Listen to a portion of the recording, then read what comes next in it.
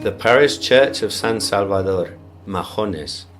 Welcome to Majones.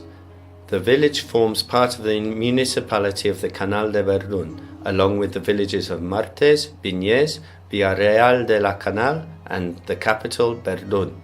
It is part of the county of La Jacetania. La Canal de Verdún refers to the valley or depression carved by the river Aragón between Jaca and Huesca. The valley was, and still is, the most important communication route between the Pyrenean valleys in this area.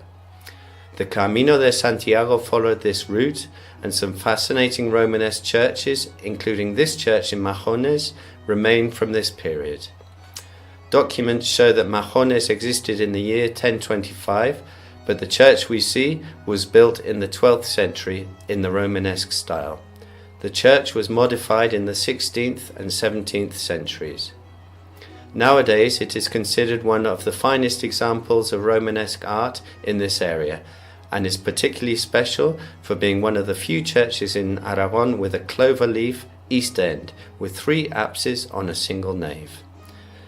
To see how unique it is, please go to the east end. Looking at the apses, you can see how the 3 semicircular apses form a clover leaf pattern.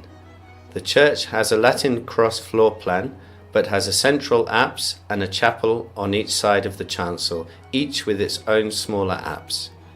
Only one of the side apses is visible from here, as the one on the right is hidden by a sacristy added much later. The central apse faces east. Its wall is divided into 3 panels by 2 pilasters, and each panel has a window. One of them is blocked by the newer sacristy.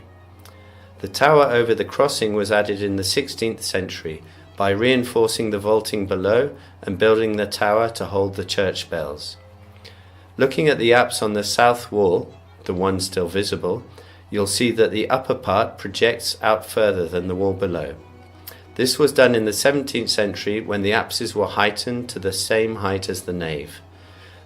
The different masonry style of the extension and the line of corbelling along the original roof line denote the original height of the apse and show that the extension was added later. Now, look at the southern wall past the apse towards the west end. The extension to the nave you see is a funeral chapel, probably added in the 17th century.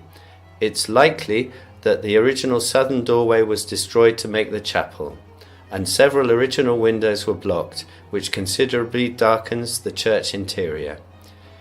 If you go round to the north wall and stand not too close to the building, you will see the following features.